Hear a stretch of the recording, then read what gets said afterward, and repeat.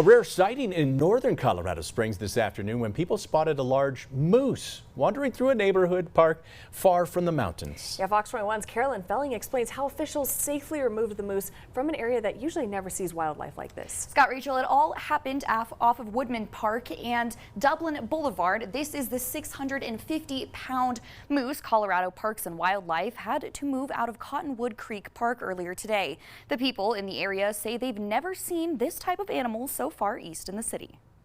I heard about it from a friend named Joey. He told me this morning before work, he said, "You hear there's a moose at Cottonwood?" An unlikely visitor caught in northern Colorado Springs. I didn't believe him at first because I don't know how a moose would get here. It's a rare sighting, a moose enjoying the day all the way out at Cottonwood Creek Park. 600 pounds? Wow, that's big. Colorado Parks and Wildlife says this area is filled with vegetation that moose prefer. Moose love riparian or wetland or river creek areas, and so Cottonwood Creek is loaded with willows and thick area, so she loves that kind of stuff. Well, this is probably like the last place I'd expect to see a moose, really. Rangers say they had to search for the moose several times before finding her in an area that allowed them to tranquilize her. It had the right dosage. She went down within 10 minutes, but we waited 10 minutes to make sure she was down and not a hazard to anyone going to see her. CPW then moved her onto a tarp